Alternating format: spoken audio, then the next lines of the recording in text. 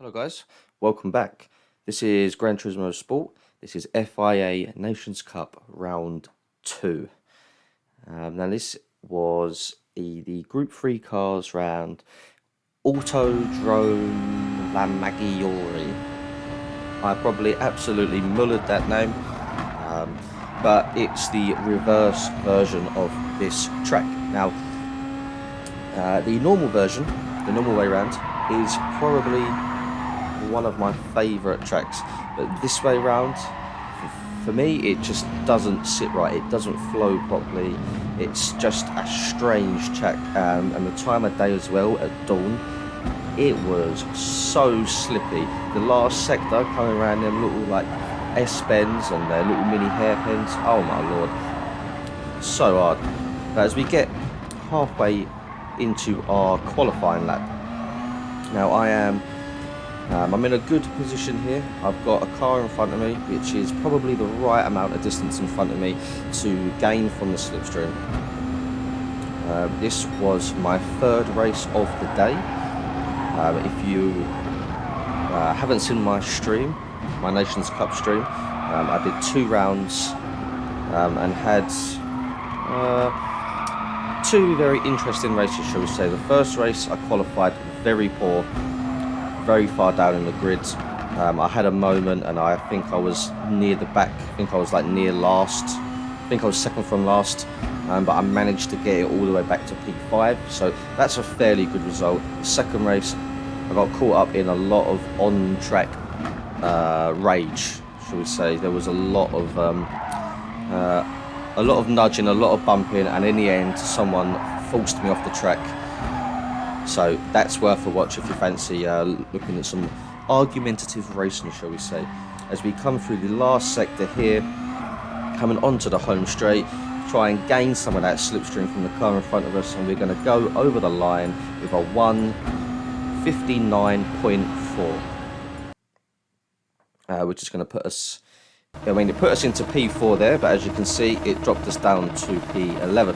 So as we get the race underway, manual start, as the Beetle struggles on the line, but it just absolute carnage. I get the almighty smack up the arse, and that sends me into a position I don't really want to be. The Porsche comes across me, and then the Alpha, I don't know what happens, and I try and keep my foot in it, and it all just goes terribly south, incredibly fast. So if you ever look back at that, from this angle, you can see the Alpha sort of, I don't know whether he got a nudge or whether he just ran wide, but yeah, I was in a position that I really did not want to be in there. So as we rejoin the track, as you can see down in the corner, I have got a whole lot of damage, and the car actually is not operating properly at full capacity. But it's a light damage, so after a few seconds, 20 seconds maybe, it wears off. So as we now get back underway at full pace, the Alpha is right behind us, so I'm fairly confident that was just a mistake, so I'm not too worried that he's going to punt me off.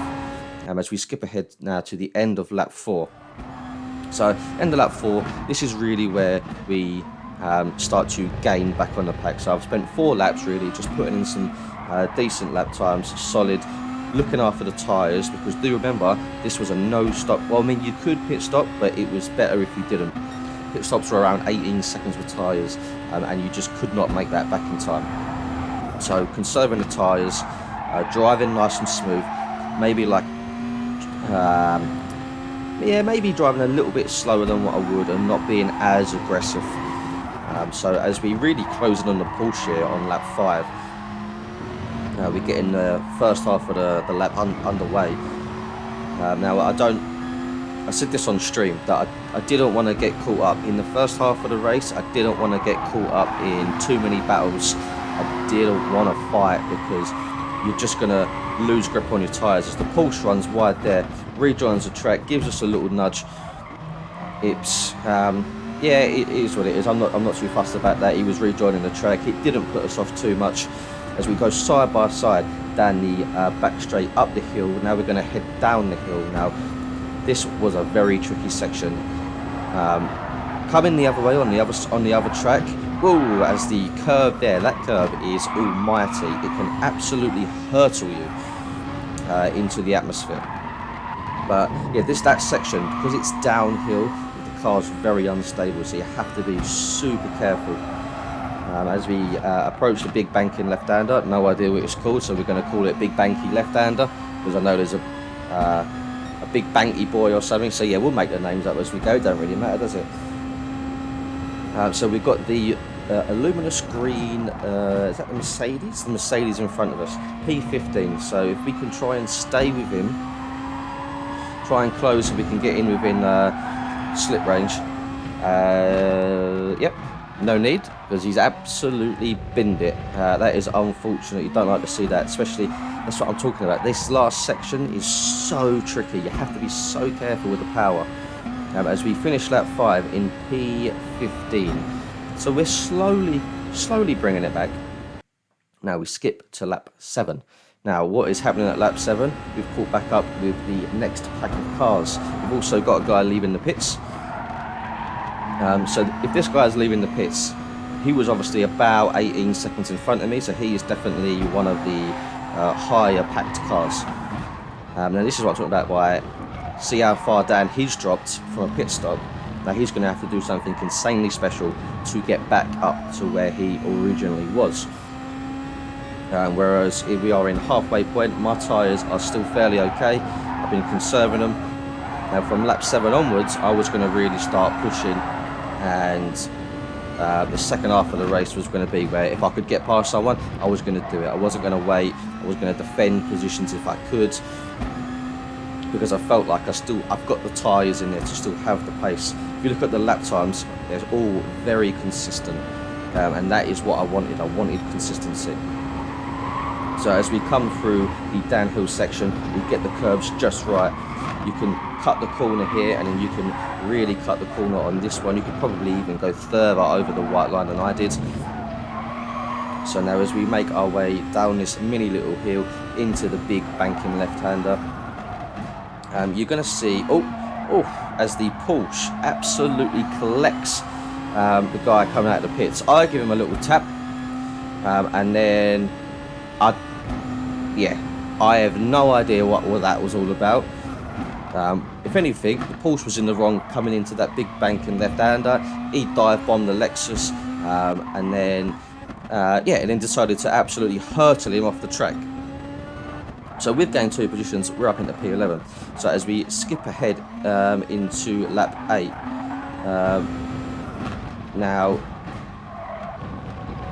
we have, we have closed in on Mr. Pricey in the Toyota. Now the Toyota is another great car on the tyres. So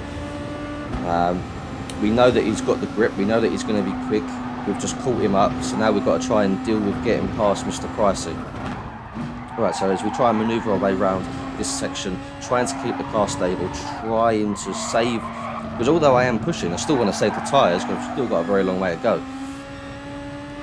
So it's a case of it's being smooth and not, you don't want too much understeer and things as, I don't know what. There's some very questionable defending I find in these lower lobbies. Now, I don't mind being defended on. I don't mind you defending, but if I'm side by side with you, you then can't come over and force me to back out. That's not defending. That's called forcing someone off the track, which are 2 very separate things. So as we go onto the back straight, hopefully I can use this slipstream to get past him, or at least put him under some sort of pressure, as again, I don't. Now let me know in the comments what you think. Do you think that sort of defending is appropriate? Do you think that if you can see someone coming for the overtake, or do you think you're allowed to just pull out in front of them and block them like that, or do you think you need to make the defense a lot earlier than that? I don't know. As this guy is now really slowing us down, we've got the guy who pitted in the Lexus behind us on super duper sticky tyres. Now as you're going to witness the biggest idiot moment of my life. Yep. I accidentally paused the game, which then gave the Lexus a massive advantage. He also shunted me from behind, which is totally not his fault. I hold my hands up, that is my fault. I leave the door open for him and I let him pass because I genuinely made a mistake. Now this, again, whether he thought that I did that on purpose, where I paused my game or whatnot, I don't know, but I was going to go side by side with him and then he just forced me over. And then that let the Corvette through as well. So if anything, we probably would have had P8 and now we're back into P11, which is insanely frustrating as we get the move done on the Corvette, on the inside of him there, lovely jubbly. That's done. Now that the Lexus is in front of us, there's no way that I'm going to be able to keep up with him. I'm going to be able to draw him in. He's going to have to make a mistake for me to get him. Which is annoying because I would have liked to have defended the position a lot more. But like an idiot, I paused the game. As the Toyota gets absolutely wiped clean out. Now, I don't know if that was to do with the Lexus. We know he's a bit dirty. As we come around the last little hairpin, you can see that the McLaren runs wide. Now, if that was, we know that he did a dirty defend on us. So it's just strange that the Toyota went, the McLaren went, and they were all when he was around them. So I don't know whether he got the right ump with me because I accidentally paused the game and it made him hit me and whatnot. But yeah, I probably started a chain reaction of angry incidents, shall we say. So now we are in and around a gaggle of cars. We've got the two in front of us, we've got a Renault behind me. Now, I wasn't too concerned about the Renault because I know that the Renault chews tyres. Absolutely chews them. It's great in the time trialling mode. The top 10 list was full of them, but in the race, it can't go the distance on the tyres if you're doing a no-stop. So I'm fairly confident I'm going to have the grip over him. So I let him past, and I just sort of hoping that they make tiny little errors and I'm able to capitalise on them and then get my position back. So realistically here, what we're looking at, we've got 9, 8, 9, 10 and me in 11. So P8 really is on the cards here if we can keep it together. So as we come down the downhill section, the McLaren gets a little bit shaky. He gets on the brakes insanely early.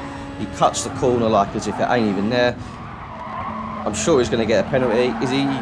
Yep, he gets a penalty there, and then he absolutely terminates his race. He system reboots it, and God knows where he ended up. And now we're into P10. 4 laps to go. Not really sure if I can do anything here. I mean, through a series of unfortunate events, I have got myself in a position where there's not much I can do about it. I've had a couple of drivers defend insanely dirty against me, which has then slowed me down, which has made me lose positions. So from now on, I was just trying to hang on to P10. And if anything can come good of that, if I can stay here. Now, if you think about where I started dead last, I had damage, I was really far back. So P10 for me was a victory. So as we skip to the end of the last lap, we managed to grab ourselves a P9. Now that was through someone disconnecting, but we still take P9 regardless. That's where I am, that's what it says, that's what I'm going to take. As we get around this last corner, all in one piece, gets a little bit squirrely, but I've got time behind me to take it easy and get P9. So from second from last to P9 with damage, I don't think that's too bad. No pit stop. Thanks for watching. Thanks for sticking around and enjoying this and content with me. I really appreciate it. If you could drop me a like, drop me a subscribe, you know, just try and get me to 60. I'm at 54 now. That honestly mean the world. Thanks a bunch, guys. Honestly, I'll see you in the next one.